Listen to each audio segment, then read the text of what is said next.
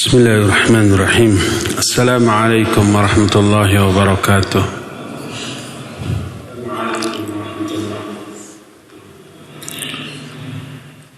Innal hamdalillah nahmaduhu wa nasta'inuhu wa nastaghfiruh wa na'udzu billahi min shururi anfusina wa sayyiati a'malina.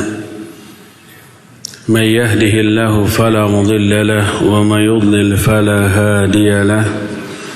وأشهد أن لا إله إلا الله وحده لا شريك له وأشهد أن محمدا عبده ورسوله يا أيها الذين آمنوا اتقوا الله حق تقاته ولا تموتن إلا وأنتم مسلمون وبعد.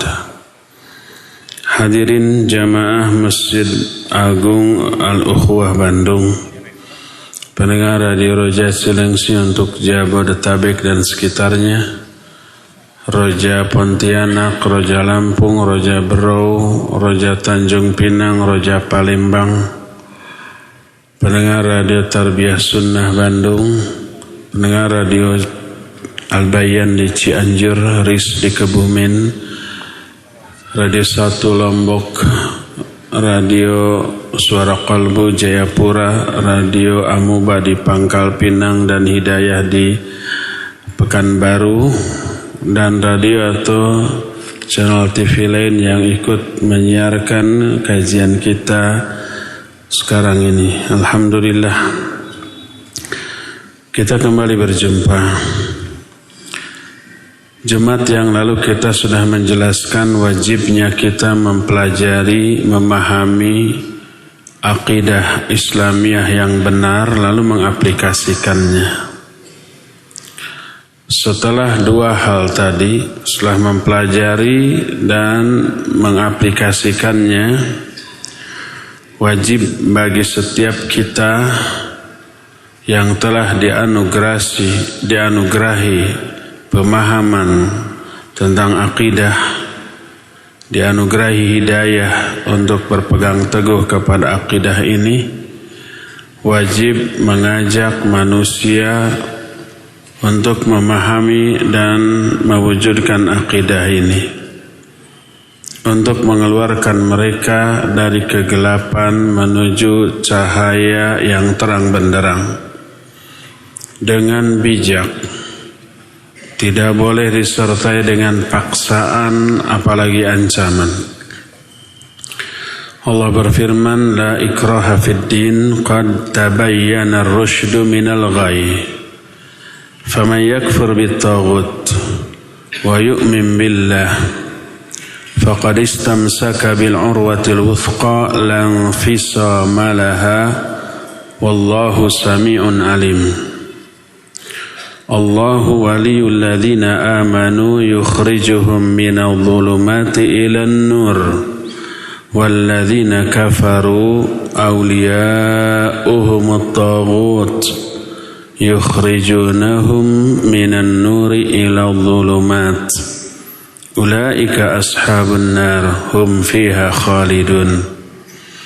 Tidak boleh ada paksaan dalam agama ini, karena sungguh telah jelas antara jalan yang lurus dengan kesesatan. Maka siapa orang yang kufur kepada taghut dan iman kepada Allah. Taghut maknanya di sini segala sesuatu yang disembah selain Allah dan dia ridha disembah. Kullu ma'ubida min dunillah wa huwa radin. Itu taghut. Siapa yang kufur kepada sesembahan lain selain Allah dan beriman kepada Allah, berarti dia telah berpegang teguh kepada tali Allah yang kuat, lang fisomalaha, yang tidak akan pernah lepas selama-lamanya. Dan Allah maha mengetahui, maha mendengar dan maha mengetahui. Allah lah wali bagi orang-orang yang beriman. Allah pelindung bagi orang-orang yang beriman. Allah mengeluarkan orang-orang beriman dari kegelapan menuju cahaya, dari syirik kepada tauhid, dari kufur kepada iman, dari akidah keyakinan yang rusak kepada akidah yang hak. Itu yang Allah lakukan kepada orang-orang beriman. Adapun orang-orang kafir, pelindung mereka adalah taghut. Taghut itu mengeluarkan mereka dari cahaya kepada kegelapan, dari Islam kepada kufur, dari tauhid kepada syirik. Itu kerjaan taghut, memurtadkan. Merekalah para penghuni neraka dan mereka kekal di dalamnya. Jadi akidah tidak boleh difahami dan dimiliki sendirian. Setelah dimiliki, difahami, diaplikasikan, wajib didakwahkan agar orang pun memiliki akidah yang sama, baik pemahaman ataupun pengamalan. Dan mengajak manusia kepada akidah yang benar ini merupakan intisari dan pembuka dakwah seluruh rasul. Para rasul tidak pernah memulai dakwah dengan yang lain. Pasti dengan akidah, dengan tauhid, menyeru dan mengajak manusia untuk hanya menyembah Allah. Allah berfirman dalam An-Nahl ayat 36, walaqad ba'atsna fi kulli ummatin rasulan an i'budullaha wajtanibut taghut. Sungguh kami telah mengutus ke setiap umat satu orang rasul yang menyerukan, sembahlah oleh kalian Allah dan jauhi taghut. Ini inti dari la ilaha illallah. Jauhi taghut, kufur kepada taghut, ingkari semua sesembahan-sesembahan dan hanya menyembah satu sesembahan yang hak, yaitu Allah subhanahu wa ta'ala. Semua rasul menyerukan seruan ini sebagaimana diserukan dalam surah Hud ayat yang ke-50, ya qaumi ibudullaha ma lakum min ilahin ghairuh. Wahai kaumku, sembahlah oleh kalian Allah yang tidak ada sembahan lain yang hak bagi kalian kecuali hanya Dia. Itu diserukan oleh semua rasul. Dikatakan oleh Nabi Nuh, Nabi Hud, Nabi Saleh, Shu'aib, Ibrahim, Musa, Isa dan seluruh nabi termasuk Nabi Muhammad sallallahu alaihi wa alihi wasallam. Maka orang yang sudah memahami akidah yang benar dan sudah mengaplikasikannya, tidak boleh itu ditahan hanya untuk diri sendiri, tapi harus didakwahkan. Manusia diajak kepada akidah ini dengan hikmah dan pengajaran yang baik, dan bila dibutuhkan berdebat dengan cara yang baik sebagaimana yang Allah jelaskan kepada para rasul. Dakwah kepada akidah, mengajak manusia kepada akidah ini merupakan fondasi, asas, dasar dan titik tolak bagi seluruh dakwah, seluruh langkah dakwah. Manusia tidak boleh diajak kepada perkara lain sebelum akidah ini tertanam secara kokoh dan kuat. Karena akidah ini fondasi yang menjadi penentu baik buruknya amal, baik buruknya niat. Tanpa akidah yang benar, seluruh amalan akan tidak sah, tidak diterima, tidak dipahalai. Orang umpama beribadah kepada Allah, salat, zakat, saum, haji, infak, sedekah, menolong banyak orang, tapi karena kerusakan akidahnya dia berbuat syirik. Perbuatan syiriknya ini menggugurkan seluruh pahala amal baik yang pernah dia lakukan. Jangankan orang biasa, Nabi Muhammad sallallahu alaihi wasallam sudah kita terangkan di pertemuan yang lalu, kalau beliau dengan ibadah sehebat itu, baik kualitas ataupun kuantitas, lalu melakukan perbuatan syirik, niscaya terhapus seluruh amal ibadah yang pernah dilakukan. Allah berfirman, la in asyrakta la yahbatanna amaluk.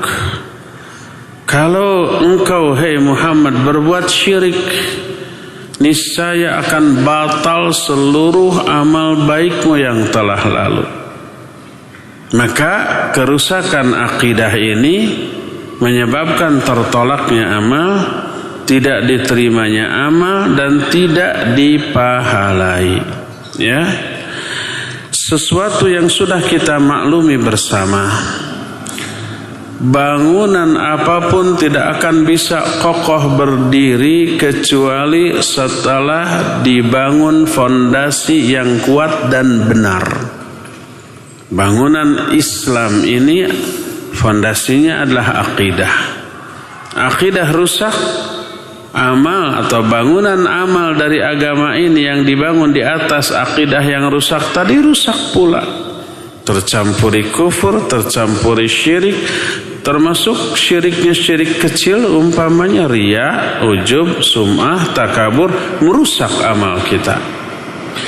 Oleh karena itu para rasul amat memperhatikan akidah ini sebelum hal lain. Coba lihat, ketika Nabi alaihissalatu wassalam dalam hadis yang diterima dari Ibnu Abbas radhiyallahu anhuma, ketika Nabiullah alaihissalatu wassalam mengutus Mu'adz bin Jabal ke Yaman, beliau memberi pepeling wasiat. Kata beliau kepada Mu'adz, innaka ta'ti qauman min ahlil kitab, falyakun awwala ma tad'uhum ilaihi syahadatu an la ilaha illallah wa fi riwayatin ila an yuwahhidullah fa inhum ata'uka lidzalik fa'alimhum anna allaha iftarada alaihim khamsa salawat fi kulli yawmin wa laylatin fa inhum ata'uka lidzalik fa'alimhum anna allaha iftarada alaihim sadaqah tu'khadhu min aghniyaihim wa turaddu ila fuqaraihim fa inhum ata'uka lidzalik fa iyyaka wa karaima amwalikum wattaqi da'watal madlum fa innahu laysa bainaha wa bainallahi hijab. Kata Nabi SAW, engkau hai Mu'adz akan mendatangi satu kaum dari kalangan ahlul kitab. Jadikan dakwah yang pertama kali kamu serukan kepada mereka adalah syahadat la ilaha illallah. Dalam riwayat lain, mentauhidkan Allah.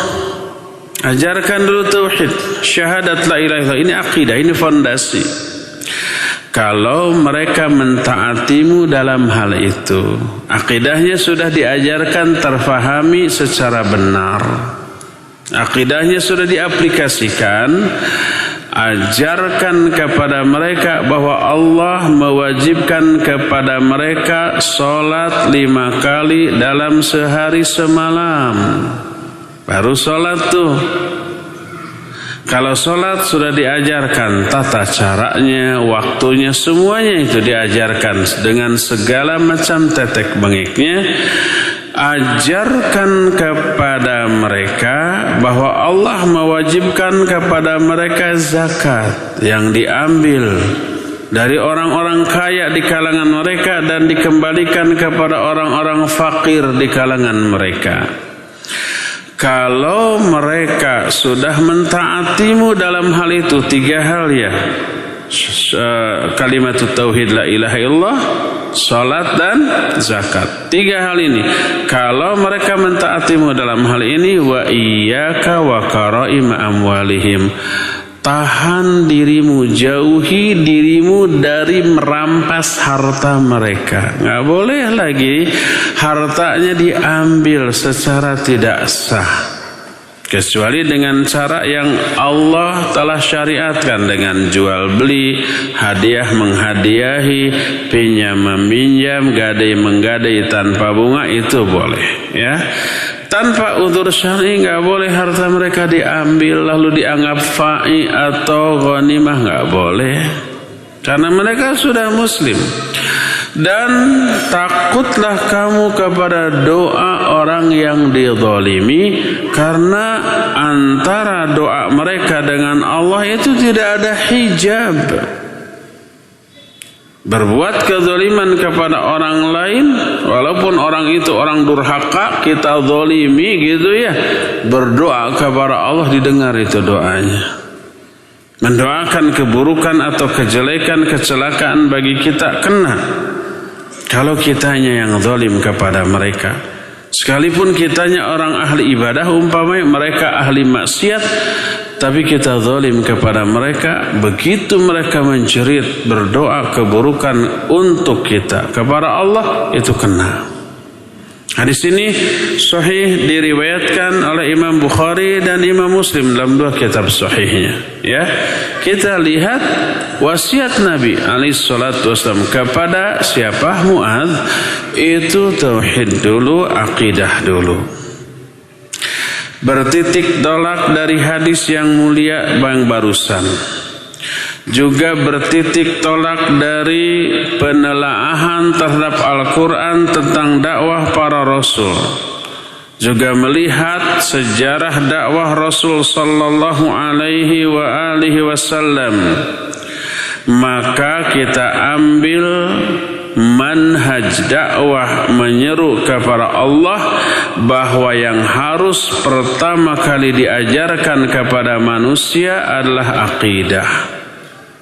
Dari akidah ini tertancaplah, terbangunlah fondasi yang amat sangat kuat. Kelak seluruh amal yang dilakukan di atasnya hanya akan ditujukan kepada Allah semata-mata, tidak menyekutukannya dengan sesuatu pun yang lain, termasuk dalam hal niat. Niatnya kalau akidahnya benar nggak akan ria, nggak akan sumah, nggak akan ujub, nggak akan takabur, nggak akan dibarengi dengan niat-niat yang bisa merusak amalnya. Itulah makna dari tauhid. Itulah makna dari kalimat la ilaha illallah, mengesahkan Allah dalam segala hal, termasuk dalam hal niat ketika beribadah. Ketika kita sedekah, niatnya hanya murni untuk Allah, bukan untuk pujian orang. Ketika ngaji mencari ilmu seperti ini, niatnya hanya untuk Allah. Apalagi sholat, apalagi saum, apalagi haji, apalagi umrah, apalagi ibadah-ibadah lainnya, niatnya sebagai implikasi dari tauhid hanya untuk Allah subhanahu wa ta'ala. Lihat juga sejarah perjuangan beliau. Di Mekah beliau berdakwah 13 tahun setelah beliau diutus menjadi nabi. 13 tahun belum turun perintah sholat, perintah saum, zakat, haji, perintah lain belum. Dan belum ada larangan apapun. Judi masih dilakukan oleh para sahabat, mabuk masih dilakukan oleh para sahabat, tumpangan masih dilakukan oleh para sahabat. Semua larangan belum turun. Hanya satu larangan, yaitu jangan menyekutukan Allah dengan sesuatu pun. Itu tauhid. Sembah Allah dan jangan sekutukan Allah dengan sesuatu pun. Itu selama 13 tahun di Mekah hanya menanamkan tauhid, hanya menanamkan akidah yang benar. Ini menunjukkan pentingnya, super pentingnya tauhid dibanding yang lain-lain. Apakah Nabi SAW ketika di Mekah tidak ada kesempatan untuk menegakkan kekuasaan? Banyak ditawarkan. saking puyengnya orang-orang kafir Quraisy terhadap dakwah Nabi kita Muhammad SAW, mereka mengirim utusan lalu memberikan tawaran, "Hai Muhammad, kalau kamu berbuat semua ini karena ingin harta, kami kumpulkan seluruh harta kami berikan kepada engkau. Kalau engkau berbuat semua ini ingin wanita, kami kumpulkan seluruh wanita cantik, kami persembahkan kepada engkau." Disangkanya Nabi SAW itu buaya darat. Kalau engkau melakukan semua itu karena ingin kekuasaan, kami angkat engkau menjadi raja kami, berhak memerintah dan melarang kami. Ditawarkan itu kekuasaan. Ada nggak kesempatan? Ada. Beliau tolak semuanya itu. Karena apa? Karena fondasi yang beliau tanam belum kokoh, belum kuat. Fokusnya ini fondasi dulu nih. Kalau fondasi masih rapuh, hanya sejengkal ditanam di tanah dengan adukan hanya pasir tanpa semen umpamanya. Semen bukan merek kan?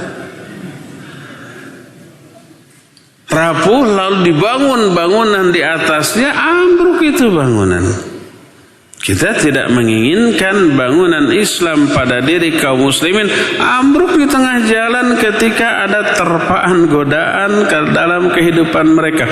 Fondasi diperkuat, diperkokoh 13 tahun namanya. Kesempatan untuk berkuasa ditawarkan oleh orang-orang kafir Quraisy. Tauhid nomor 1 dibanding kekuasaan. Jangan berpikir sebaliknya. Tegakkan dulu kekuasaan, setelah kekuasaan tegak baru tegakkan tauhid. Terbalik dari sejarah perjuangan Nabi SAW, terbalik juga dari esensi dari ajaran Islam. Kalau tauhid bisa kita tegakkan dalam diri kita setiap saat, pas mati tauhid kita sudah tegak, kita sudah siap menghadap Allah. Kalau kekuasaan ratusan tahun, beberapa generasi belum tentu tegak, sementara akidah tauhid diabaikan. Mati dalam keadaan akidah buruk, tercampur syirik, tercampur kufur, tercampur bid'ah dalam akidah. Mati dalam keadaan demikian, kekuasaan masih jauh teraih. Wah, bahaya. Oleh karena itu, semua ini menunjukkan dengan penunjukan yang jelas tentang kekeliruan orang yang aktif di dunia dakwah tapi mengabaikan aspek tauhid. Tidak memperhatikan aspek tauhid, lebih fokus kepada masalah-masalah sia-sia. Masalah politik, masalah perebutan kekuasaan, semua ayat dibawanya ke sana, semua hadis, semua ceramah dibawanya untuk merebut kekuasaan dan nyinyir kepada orang yang menggembar-gemborkan dakwah akidah dan tauhid. Terus saja ngaji tauhid, jihadnya kapan? Disangkanya mereka sudah berjihad. Jihad tanpa tauhid ini berbahaya, ya. Jadi ketika ada penyimpangan dalam aspek politik, politik itu fikih siasa, ya. Dibahasnya dalam masalah fikih. Lebih kuat mana fikih siasa dengan fikih ibadah seperti tata cara wudu, tata cara sholat? Ya lebih utama tata cara wudu, tata cara sholat dibanding fikih siasa. Nah, kalau ada penyimpangan dalam masalah fikih siasa, dalam masalah politik, reaksinya berlebihan. Tapi kalau ada penyimpangan dalam masalah akidah atau tauhid di kalangan kaum muslimin, maka diam, cuek 1000 bahasa. Penyimpangan dalam masalah politik mengabaikan hak sesama manusia. Penyimpangan dalam akidah atau tauhid mengabaikan hak siapa? Allah Subhanahu wa ta'ala. Mana yang harus lebih dicemburui, terampasnya hak sesama manusia atau terampasnya hak Allah? Tentu saja terampasnya hak Allah yang wajib lebih dicemburui oleh kita.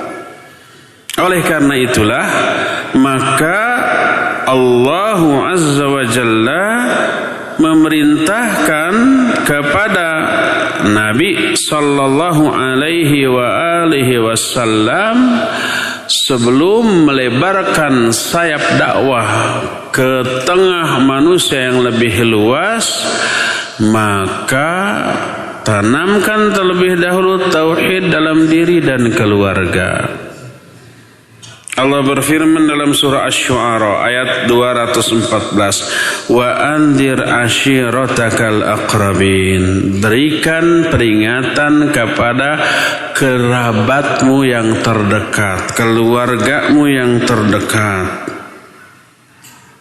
Itu dulu. Dan dari aspek tauhid terlebih dahulu. Jangan dulu dari aspek-aspek yang lain di luar tauhid. Sampai-sampai dalam surah At-Taubah 123 Allah berfirman, ya ayyuhalladzina amanu qatilul ladzina yalunakum minal kuffar wal yajidu fikum ghilzah wa'lamu annallaha ma'al muttaqin. Hei orang-orang yang beriman, perangi itu orang-orang kafir yang ada di sekeliling kamu. Wal yajidu fikum ghilzah, miliki atau tunjukkan oleh kamu sikap keras kepada mereka. Wa'lamu annallaha ma'al muttaqin, dan ketahuilah bahwa Allah selalu menyertai orang-orang yang bertakwa. Jangan lembek, berlemah lembut, toleran terhadap kekufuran dan perbuatan syirik. Sikap keras itu maknanya bukan keras kasar, bukan. Beda antara keras dengan kasar. Kalau keras itu istiqomah, tegas. Tapi menyampaikannya bisa lembut? Ya bisa. Yuk kita ngerokok sekenyot? Enggak. Sekenyot ya? Enggak. Tetap lemah lembut. Ya, tidak dengan kasar. Antara tegas dengan kasar, dua hal yang apa? Yang berbeda. Kadang-kadang kasar tapi tidak tegas. Masa begitu? Ya tapi kan ada. Oh iyalah, kan begitu. Kasar mah karakter gitu ya. Tegas mah sikap yang atau prinsip yang harus dipegang dan diterapkan secara benar, ya. Coba lihat, ada satu kisah dihikayatkan seorang kuburi. Kuburi ini orang yang berdoa meminta-minta ke penghuni kubur. Si penghuni kubur ini mungkin dulu waktu hidup orang soleh, dianggap wali Allah, mungkin benar, lalu mati. Ada orang datang ke kuburan berdoa. Berdoanya bukan kepada Allah tapi kepada si penghuni kubur. Syirik apa bukan? Ya syirik. Tidak boleh. Wahai umpamanya kakek nenek yang sudah ada di alam baka, saya masih jomblo, mudahkan jodoh saya. Itu syirik karena meminta kepada selain Allah. Berbeda hukumnya datang ke kuburan minta kepada Allah dengan tabarruk kepada penghuni kubur. Itu tidak syirik. Bukan berarti boleh. Itu termasuk syirik kecil. Umpamanya mintanya kepada Allah di hadapan kuburan. Minta uang umpamanya Rabbana sahil ya Rabbana ya Kudus sahil lana bil fulus, warna merah yang halus-halus, minimal 10 kardus. Berdoanya itu kepada siapa? Kepada Allah. Syirik apa tidak? Tidak syirik. Karena mintanya kepada Allah, tapi tabarruk kepada penghuni kubur di sana. Maka tabarruk kepada orang yang mati ini yang dipermasalahkan oleh para ulama. Tapi jangan dihukumi itu musyrik, enggak. Karena mintanya kepada siapa? Kepada Allah. Kecuali kalau mintanya kepada penghuni kubur, ya syirik. Ada seorang kuburiyun, dia melihat ada seorang laki-laki berdiri di hadapan patung, lalu sujud dan ruku kepada patung itu. Musyrik apa tidak? Jelas musyrik, karena kepada patung yang real dan nyata. Diingkarilah oleh kuburi itu. Lalu dia menyatakan, ya abidas sanam, anta ta'budu makhluqan. Wahai penyembah berhala, kenapa engkau menyembah kepada makhluk? Apa jawaban si penyembah berhala tersebut? Dia berkata, anta ta'budu makhluqan ghaiban anka wa ana a'budu makhluqan ma'ilan amami fa ayyuna a'jab. Si penyembah berhala itu berargumentasi dengan argumentasi yang telak. Kata dia, engkau juga menyembah makhluk yang gaib dari dirimu, karena yang disembah orang yang sudah matinya kan. Sedangkan aku menyembah makhluk yang real dan nyata yang ada di hadapanku ini. Mana yang lebih aneh? Kita sama-sama menyembah makhluk. Cuma bedanya yang kamu sembah makhluk gaib yang tidak kelihatan, yang aku sembah makhluk yang real yang nyata. Mana yang lebih aneh? Si kuburin ini matiku tuh tidak bisa menjawab. Ini sebenarnya dua-duanya syirik dan sesat, karena kedua-duanya sama menyembah kepada makhluk yang tidak memberi madarat ataupun manfaat. Akan tetapi kita lihat bahwa orang-orang kuburi tadi tenggelam dalam kesesatan yang lebih dalam daripada para penyembah patung yang real sesembahan mereka. Jadi wajib bagi setiap duat yang mengajak manusia beribadah kepada Allah untuk memfokuskan dakwahnya kepada akidah lebih besar daripada aspek-aspek yang lain. Lebih mengutamakan akidah dalam dakwah dan penjelasannya daripada perkara-perkara yang lain, dan mengajak manusia yang menyimpang dalam hal ini. Dan inilah manhaj dakwah Nabi kita Muhammad sallallahu alaihi wa alihi wasallam. Allah berfirman dalam surah Yusuf ayat yang ke-108. Qul hadhihi sabili ad'u ila Allahi ala basiratin ana wa manittaba'ani wa subhanallah wa ma ana minal musyrikin. Kata Allah, katakan olehmu hai Muhammad, inilah jalan dakwahku, jalan hidupku. Aku mengajak manusia kepada Allah atas landasan ilmu yang aku lakukan dan dilakukan orang-orang yang mengikuti aku. Maha suci Allah, dan aku tidaklah termasuk orang-orang yang musyrik. Berkata Imam Ibnu Jarir At-Tabari rahimahullah dalam kitab tafsirnya ketika menafsirkan ayat ini. Kata beliau, yaqulu ta'ala dzikruhu linabiyhi Muhammadin sallallahu alaihi wasallam, qul ya Muhammad hadhihi yani ad-da'wah allati an'u ilaiha wa at-tariqah allati ana 'alaiha min ad-du'at ila at-tauhid wa ikhlasil ibadati lahu dunal alihah wal awthan wal intiha ila ta'atihi wa tarki ma'siyatihi sabili yakni tariqati wa da'wati.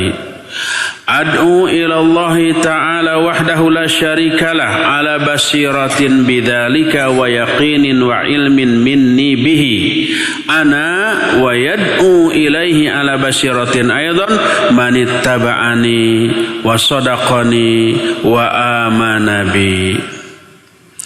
Kata Imam Ibnu Jarir, Allah berfirman dalam ayat ini kepada nabinya Muhammad sallallahu alaihi wasallam, katakan oleh Muhammad, inilah jalanku, inilah maksud ininya adalah dakwah yang aku lakukan, jalan hidup yang aku lakukan juga dilakukan oleh para duat mentauhidkan Allah, memurnikan ibadah hanya kepada Allah bukan kepada sembahan yang lain, yang mengaplikasikan ketaatan yang mutlak kepadanya dan meninggalkan maksiat kepadanya. Inilah jalanku, inilah dakwahku, yaitu mengajak manusia kepada Allah di atas keyakinan dan ilmu dariku, yang juga dilakukan oleh orang-orang yang mengikutiku, orang yang menyertaiku, mempercayaiku dan beriman kepadaku. Wa subhanallah yaqulu ta'ala dzikruh, qul, katakan olehmu Muhammad, maha suci Allah, maha agung Allah, bahwa kesucian Allah itu menyebabkan dia tidak layak memiliki sekutu, baik dalam kekuasaan, dalam pemeliharaan alam, termasuk dalam hal hak untuk disembah. Dan aku bukanlah termasuk orang-orang musyrik, maknanya aku berlepas diri baik dari perbuatan syirik ataupun dari para pelaku perbuatan syirik. Aku bukan golongan mereka dan mereka bukan golongan aku. Itu penjelasan Imam Ibnu Jarir At-Tabari rahimahullah. Ayat yang mulia ini menunjukkan pentingnya mengetahui akidah Islamiyah dan mendakwahkannya. Mendakwahkan akidah Islamiyah secara benar. Dan para pengikut Rasul alaihimus salatu wassalam, mereka pun mengikuti beliau dalam hal itu. Dalam hal dakwah, fokus kepada akidah terlebih dahulu. Dan Allah mensifati baik Nabi ataupun para pengikutnya dengan dua sifat. Pertama ilmu, kedua dakwah. Ilmu diambil dari ala basiratin. Aku berdakwah itu di atas landasan basirah. Basirah itu adalah ilmu. Kemudian mendakwahkan ilmu akidah yang hak ini. Ya. Sebaliknya, wa anna man lam yata'allam ahkamal aqidah wa yahtammu biha wa yad'u ilaiha falaysa min atba'ir rasul 'alal haqiqah wa in kana min atba'ihi 'ala sabilil intisab ad-da'awi. Adapun orang yang tidak mempelajari akidah terlebih dahulu, tidak memperhatikan aspek akidah terlebih dahulu, tidak mendakwahkan akidah, maka dia dianggap bukan pengikut Rasul di dalam berdakwah. Walaupun secara umum dia pengikut Rasul SAW di luar itu. Tapi Nabi SAW pertama ilmu tentang akidah, yang kedua mendakwahkan akidah. Perkataan qul hadhihi sabili, inilah jalan hidupku, ad'u ilallah, aku mengajak manusia kepada Allah. Ini akidah, ini tauhid, bukan mengajak manusia agar fanatik kepada pribadi si dai, enggak boleh. Bukan mengajak manusia masuk ke dalam kelompok golongannya, organisasinya, ormasnya, partainya, enggak. Dakwah itu mengajak manusia kepada siapa? Kepada Allah, bukan kepada golongan, bukan kepada kelompok, bukan kepada organisasi, bukan kepada partai. Ad'u ilallah. Ad'u ilallah itu mengajak manusia kepada Allah untuk menyembah Allah, taat kepada Allah, tunduk dan patuh kepada Allah.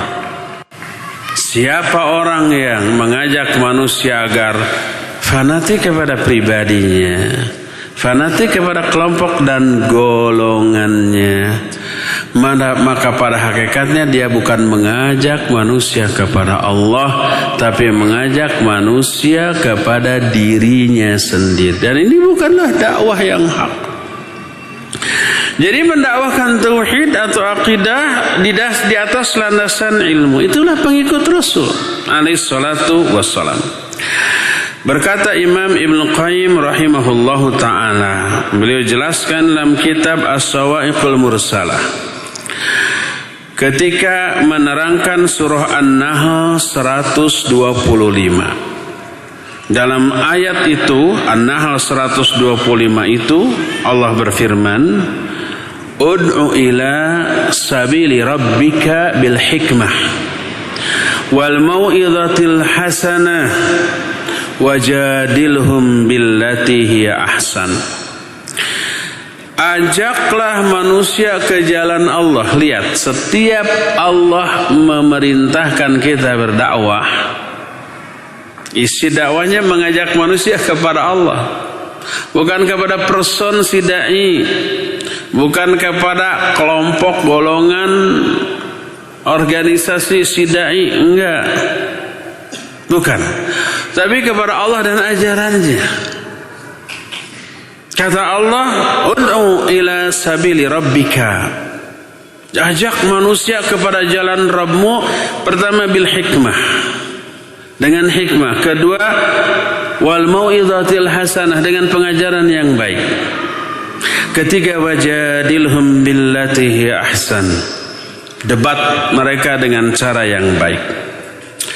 Ketika merangkan ayat ini, berkata Imam Ibnu Qayyim rahimahullah, dzakara subhanahu wa ta'ala maratib ad-da'wah wa ja'alaha thalathata aqsam bihasbi halil mad'u. Allah dalam ayat ini menerangkan 3 tingkatan dakwah. Allah menyebut 3 jenis tingkatan dakwah sesuai dengan kondisi mad'u. Mad'u itu objek yang kita dakwahi, audiens. Orang yang kita akan dakwahi kan beragam ya, berbeda. Latar belakang pendidikan berbeda, kondisi ekonomi berbeda, budaya berbeda, termasuk tingkat kecerdasan, daya tangkap mereka juga berbeda. Makanya kelak reaksi juga akan berbeda. Termasuk kondisi hati, niat yang melandasi mereka ketika mendengarkan dakwah. Ada yang murni ingin mencari kebenaran, mencari ilmu. Ada yang sekedar ingin tahu. Ada yang mengintai-ngintai kekeliruan, kesalahan ustaz untuk diekspos, dicatat poin-poin penting, nanti diadukan dengan ustaz lain, jeger ngadu ustaz. Bukan ngadu domba.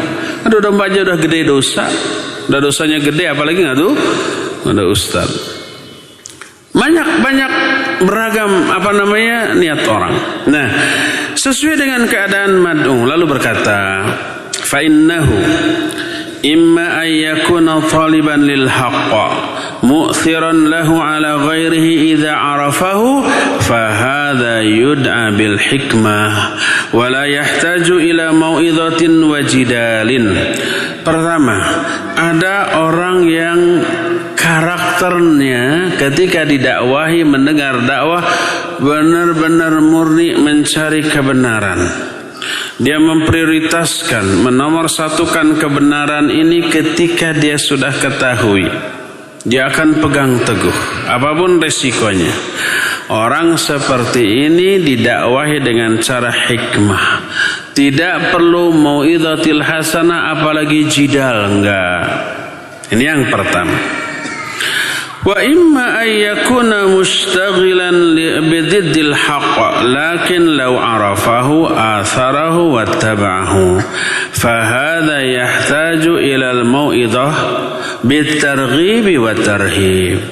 Jenis manusia kedua, ada orang yang memang sibuk dengan kebatilan, lawan dari kebenaran.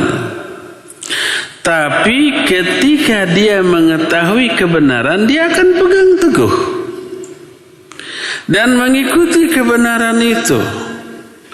Orang kedua ini membutuhkan mau'idhah hasanah, diberi targhib dan tarhib.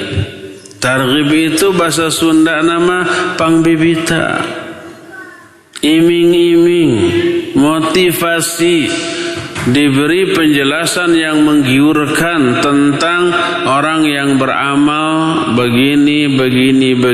Ini nih dampak positifnya lahir batin, dunia akhirat, pribadi, keluarga dan masyarakat. Begitu menggiurkan dan itu akan memotivasi. Itu targhib namanya. Atau beri tarhib. Tarhib itu lawan dari pangbibita, panyingsieun. Atau kasarna ancaman. Kalau enggak melakukan ini, nih sanksinya. Kalau melanggar larangan ini, nih hukumannya. Mengerikan. Setiap orang membutuhkan dua hal ini. Sejak mulai anak-anak, targhib dan tarhib memberi motivasi yang kuat untuk beramal. Saya sering contohkan kalau seorang ibu mau menyuruh anaknya untuk melakukan satu pekerjaan tapi tanpa targhib dan tanpa tarhib, itu kurang motivasi. Umpamanya, nak tolong tuh sapu teras kotor tuh, barala banyak sampah, nih sapunya. Cuma gitu. Nurut nggak si anak? Kalau hanya begitu, iman ketaatan si anak sangat tipis, nggak nurut. Atau sekali nyaut, ya nanti santai, tenang aja, beres. Bari tidak dilakukan. Ada perintah. Tapi begitu dikasih iming-iming, nak tolong sapu, nanti nih dikasih uang 50.000 untuk beli pulsa. Termotivasi nggak itu si anak? Termotivasi, wah 50.000 gitu ya. Iya, baik saya segera lakukan. Lalu dia lakukan, setelah itu mana 50.000 itu? Adanya targhib, iming-iming memberi motivasi. Kalau targhib kurang memberi motivasi, tambah tarhib. Nah, tuh tolong sapu teras tuh. Kalau disapu nih 50.000. Kalau enggak, sapu ini saya pukulkan kepada kamu sekarang juga. Ada tarhib, ada ancaman. Ancaman ini memotivasi enggak? Memotivasi, dia mikir. Kalau melaksanakan memang ada capeknya, tapi ada iming-imingnya, yaitu 50.000 dan selamat dari jepretan sapu. Kalau enggak, memang enggak capek, tapi pasti sakit dan enggak bisa chatting. Kuota kan habis, pulsanya habis. Adanya targhib dan tarhib itu memotivasi setiap orang, termasuk kita semua. Kenapa Allah dan Rasulnya banyak mengiming-imingi kita dengan surga, dengan rahmat, dengan ampunan. Tidak hanya iming-iming akhirat, iming-iming dunia juga. Siapa yang begini rizkinya akan dilancarkan. Siapa yang begini Allah akan memberikan pertolongan, Allah akan memberikan perlindungan, Allah akan memberikan petunjuk. Siapa yang begini Allah akan mudahkan seluruh urusannya di dunia. Itu motivasi, itu menyangkut dunia dan akhirat. Termotivasi nggak kita? Iya. Sebaliknya ada ancaman. Siapa yang mengabaikan kewajiban ini, di alam kuburnya diazab begini, di akhiratnya tambah dahsyat azabnya. Siapa yang melanggar larangan ini di alam kuburnya, bahkan di dunianya akan begini, di alam kuburnya lebih hebat lagi, di alam akhirat jauh lebih dahsyat lagi. Merinding kita takut, lalu termotivasi. Itu disebut dengan mau'idhatil hasanah. Ya. Itu golongan yang kedua. Ketiga, wa imma ayyakuna mu'anidan mu'aridan fahadha yujadilu billati hiya ahsan fa in raja'a wa illa intaqala ma'ahu ila ghairil jidal in amkan. Ketiga, ada tipe orang yang didakwahi dia mu'anid mu'arid, dia menentang. dia membantah, dia mendebat. Walaupun nggak memiliki argumentasi ilmu yang memadai, kelihatan dari argumentasinya. Semakin dia berargumentasi, semakin kelihatan begonya, bodohnya. Kadang nggak nyambung dengan apa yang kita terangkan, ya. Orang seperti ini silakan debat dengan cara yang baik. Caranya, intonasi, nada bicara kita lembut. Susunan kalimatnya runut, malapah gedang kata orang Sunda namanya. Nete taraje nincak hambalan. Ngadaun sereh, ngentep ngadaun sereh. Itu artinya runut dan amat sangat etre, acas, tandes, atra, tegas, jelas, ilmiah, logis, rasional, dengan cara yang sesantun mungkin. Tidak boleh debat tanpa ilmu, debat dengan emosi, debat dengan hawa nafsu, debat dengan kebodohan. Itu tidak Qur'ani, tidak sesuai dengan ajaran Quran. Allah menyatakan wajadilhum billati hiya ahsan. Berdebat dengan mereka dengan sebaik-baik cara. Kalau dia rujuk dengan argumentasi debat yang kita sodorkan, alhamdulillah. Kalau enggak, melangkah kepada cara lain yang memungkinkan, lebih memungkinkan. Kadang ada orang yang tidak bisa didakwahi dengan penjelasan keras, tapi luluh hatinya ketika kita tunjukkan kemuliaan akhlak kepada dia. Diberi ayat, dia membantah. Diberi hadis, dia menentang. Diberi penjelasan para ulama, nggak mempan. Tapi ketika kita tunjukkan kemuliaan akhlak kepada dia, barulah dia luluh. Ada seorang pemuka suku tertentu yang dia itu berasal dari daerah yang subur, supplier buah dan sayuran ke negeri Mekah.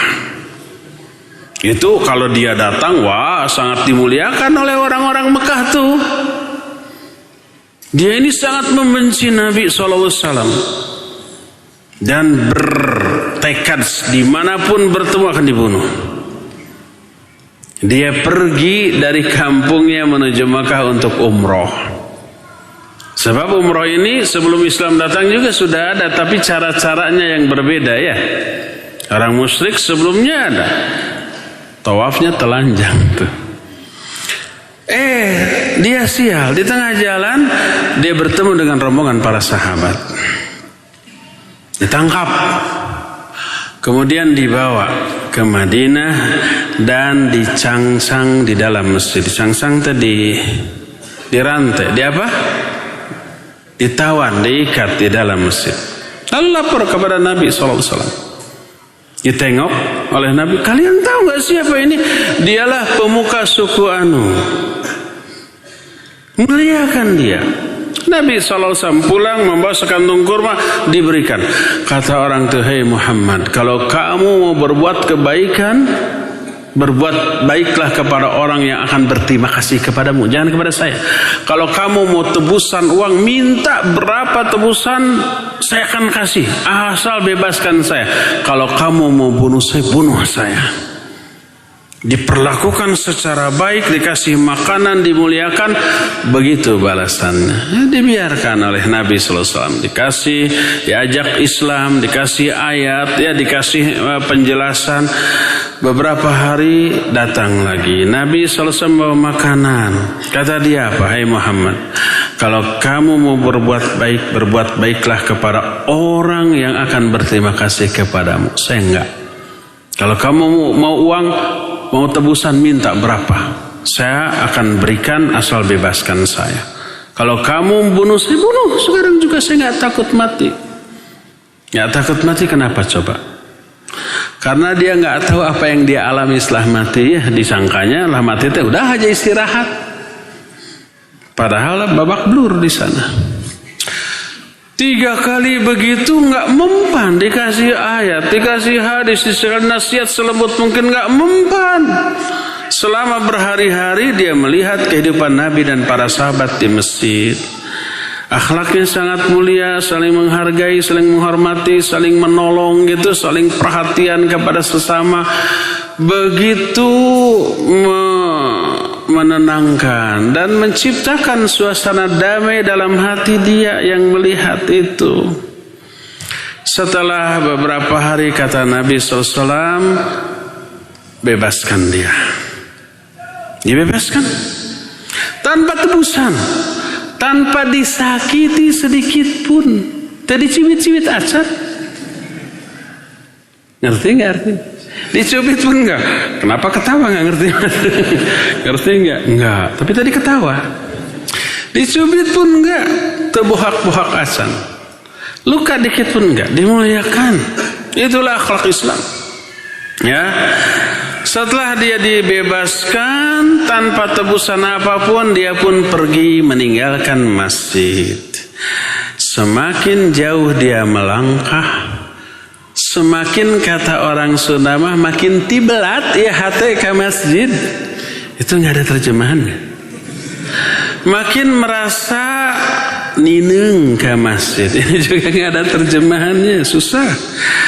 Ada sesuatu yang hilang dari jiwanya ketika menjauhi masjid. Makin jauh makin berat langkahnya. Red day ka tukang itu. Artinya dia melirik lagi ke belakang, melirik lagi sampai di perbatasan kota Madinah. Semakin jauh dari masjid dia berhenti.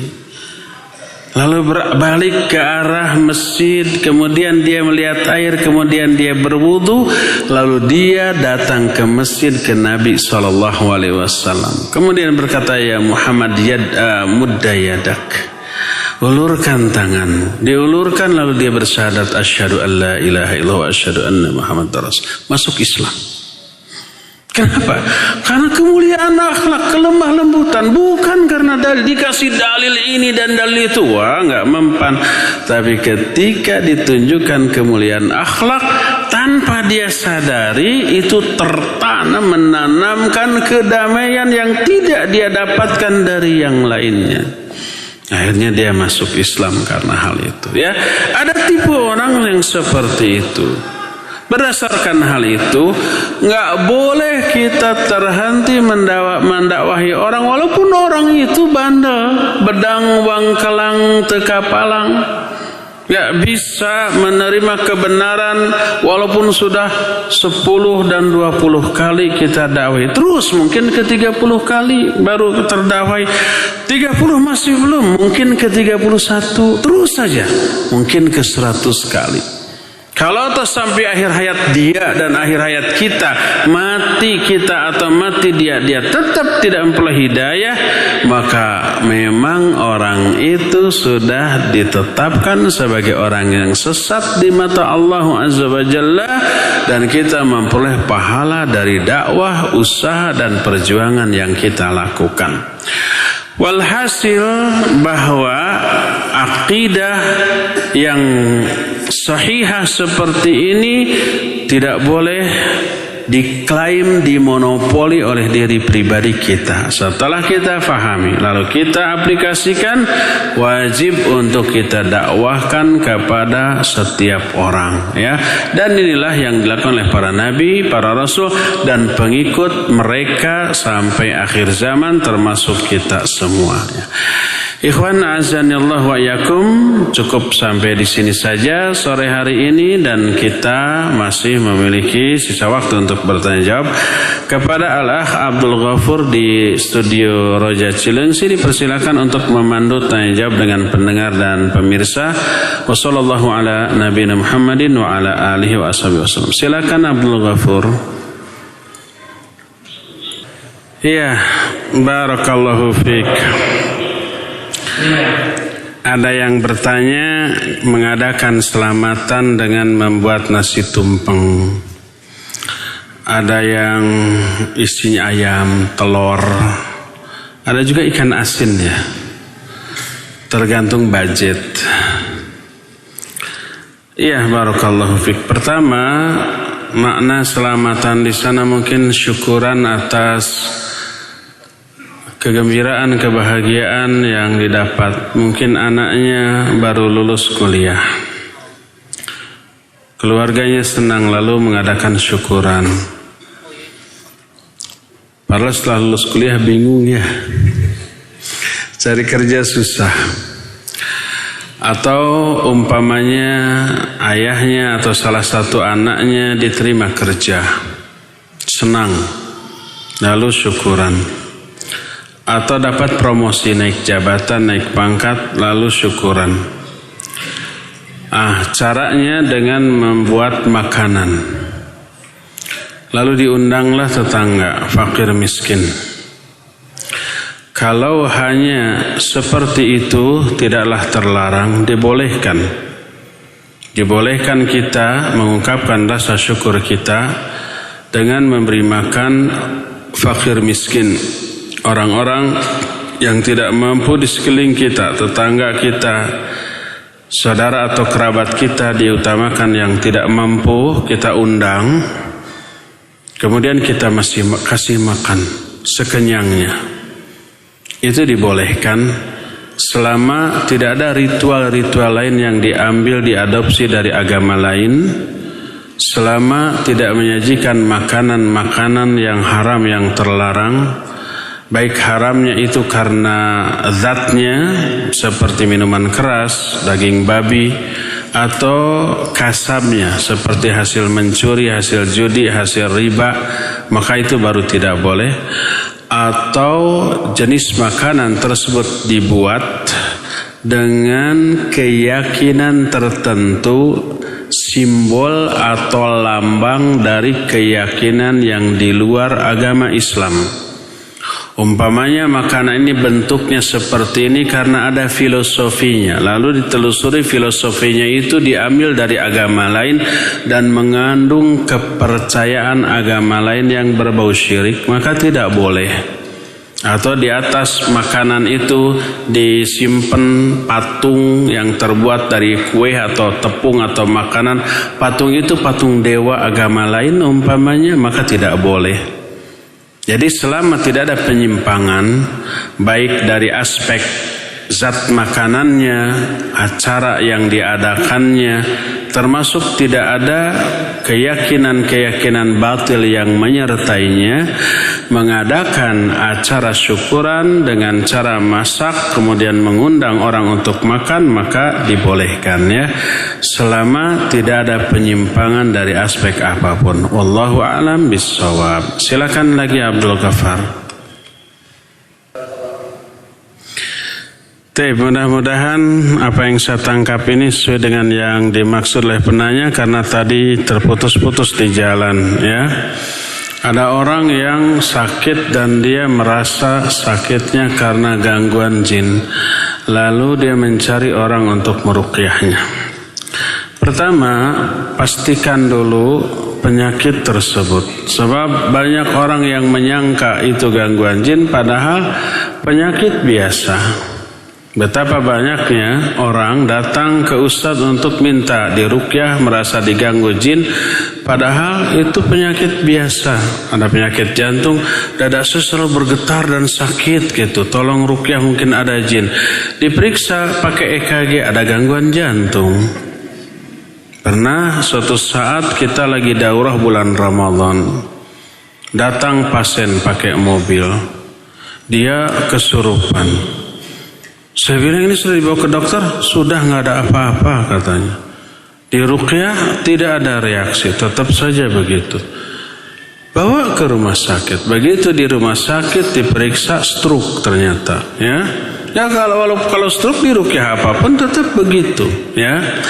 Jadi pastikan dulu, kalau datang ke satu dokter menyatakan nggak ada apa-apa, cari second opinion. Cari dokter lain yang lebih ahli, dokter spesialis, mungkin akan ketemu ya. Betapa banyaknya penyakit yang tidak ditemukan oleh satu dokter, bahkan dokter spesialis tertentu ketika diperiksa ke dokter spesialis lain baru ketemu oh ini. Itu yang pertama. Lalu tangani berdasarkan kondisi penyakitnya. Kedua, katakanlah benar semua dokter menyatakan, dokter ahli ini secara medis nggak ada apa-apa, tapi kenapa dia mengeluh? Katakanlah betul diganggu jin. Bolehkah dia mencari orang untuk meruqyah? Kalau pertanyaannya boleh nggak minta diruqyah? Boleh, tidak haram, tidak terlarang. Cuma ada cumanya, dia kehilangan kesempatan masuk surga tanpa hisab. Nabi SAW menerangkan ada 70.000 orang dari kalangan umatku yang akan masuk surga tanpa hisab. Mereka itu orang-orang yang memiliki 4 karakter. Mereka tidak tatayur, tidak meramal. Kedua, mereka tidak minta diruqyah. Ketiga, tidak melakukan pengobatan dengan sistem apa? K. Dan keempat, mereka hanya bertawakal kepada Allah. Ya, ini 4. Adapun yang pertama, tatayur itu haram. Selain tidak akan masuk surga tanpa hisab, dia berdosa besar. Tatayur itu meramal atau diramal, minta diramal. Yang kedua, ini hukumnya makruh, ya. Yang ketiga, minta diruqyah tidaklah dosa, tidak diharamkan, dibolehkan. Cuma kehilangan kesempatan masuk surga tanpa hisab. Berdasarkan hal itu, kalau pertanyaan boleh apa tidak? Boleh. Tapi sayang, lebih utama dia konsultasi kepada seorang bahwa saya punya penyakit yang diduga jin tanpa harus meminta. Lalu ada orang yang faham, oh udahlah saya ruqyah saja ya. Lalu diruqyah tanpa diminta, maka itu boleh. Tetap tidak menghilangkan kesempatan untuk bisa masuk surga tanpa hisab, ya. Demikian wallahu a'lam bissawab. Silakan lagi Abdul Ghaffar. Iya. Barakallahu fik. Seseorang menyampaikan nasihat, dakwah atau ilmu lalu diterima secara baik. Orang-orang memujinya. Orang itu takut dipuji. Apa yang harus dilakukan? Iya, bagus. Takut pujian bagus. Pujian menjerumuskan. Menunjukkan dakwahnya belum tuntas. Karena salah satu di antara materi dakwah yang harus disampaikan, nggak boleh memuji sesama makhluk di hadapan orang. Kalau di belakang bolehlah. Tapi kalau di depan dia maka tidak boleh, ya. Apa yang harus dilakukan oleh orang tadi atau ustadz tadi? Hendaklah dia tawadhu. Hendaklah dia khawatir bahwa itu istidraj. Pujian orang kepada seseorang yang melakukan kebaikan itu adalah balasan kebaikan yang Allah segerakan di dunia tanpa menghilangkan pahala dia di akhirat selama dia ikhlas.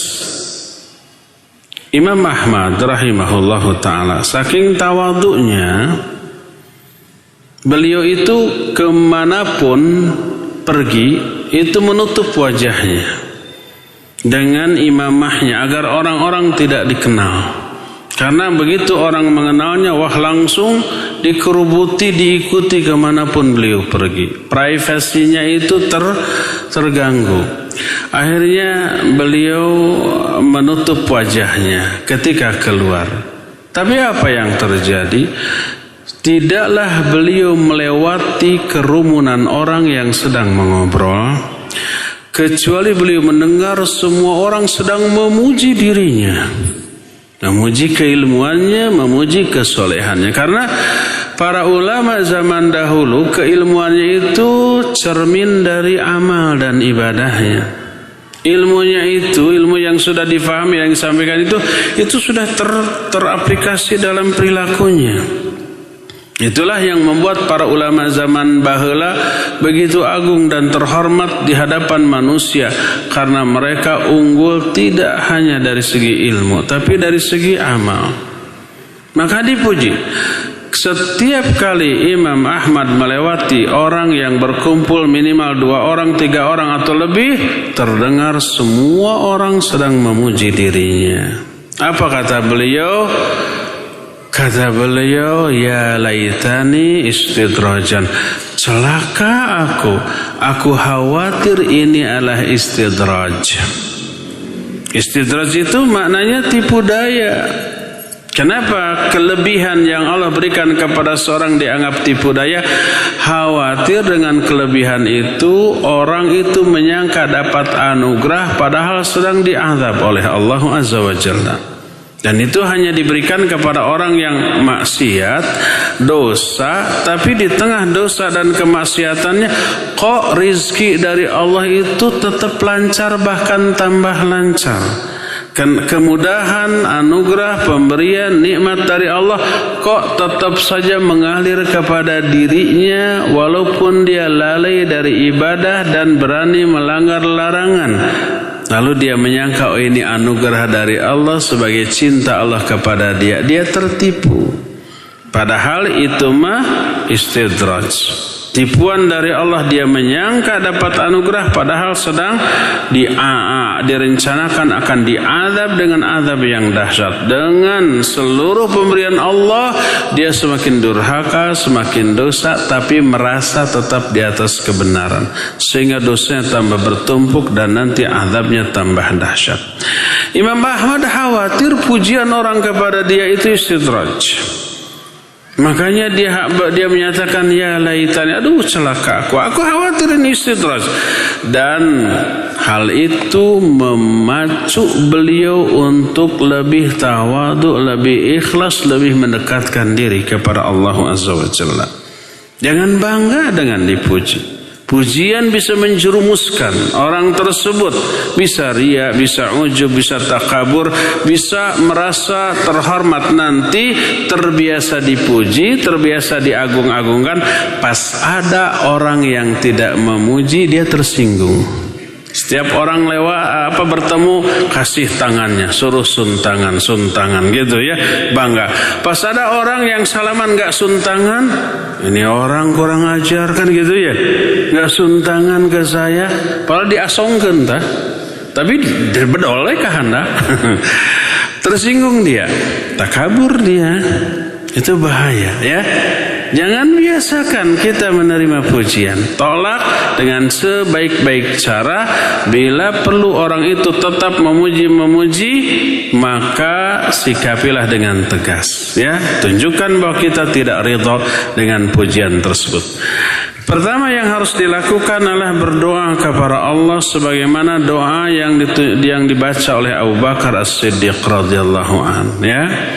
Abu Bakar ketika dipuji orang, beliau membaca doa, Allahumma la tu'akhidni bima yaqulun waghfirli mimma la ya'lamun waj'alni khairan mimma yadhunnun. Itu doa ketika dipuji ya. Bagi ikhwan akhwat yang sering dipuji, hafalkan doa ini.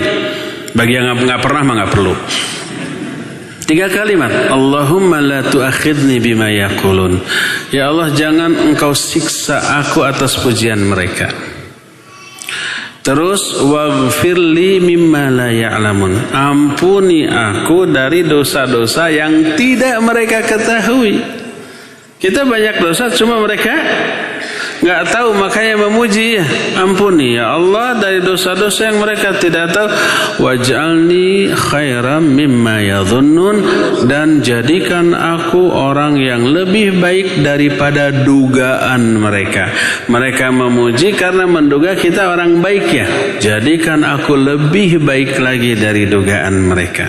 3 kalimat ketika kita dipuji, maka baca doa ini. Allahumma la tu'akhidni bima yaqulun waghfirli mimma la ya'lamun waj'alni khairan mimma yadhunnun. Kemudian tawadhu'lah kepada Allah Azza wa Jalla, dan jangan menjadikan pujian itu membuat dia takabur, membuat dia merasa agung, terhormat dan layak dicium tangannya, layak dibawakan tasnya, layak dibukakan pintu mobilnya, ya, bahkan layak juga umpamanya si ujung jubahnya ini dipegang biar nggak kotor. Maka nggak boleh seperti itu, ya. Cukup sampai di sini saja. Insyaallah kita jumpa kembali di hari Jumat yang akan datang. Subhanakallahum bihamdik asyhadu an la ilaha illa anta astaghfiruka wa atubu ilaik. Walhamdulillahirabbil alamin wa sallallahu ala nabiyyina Muhammadin wa ala alihi wa ashabihi wasallam. Wassalamu alaikum warahmatullahi wabarakatuh.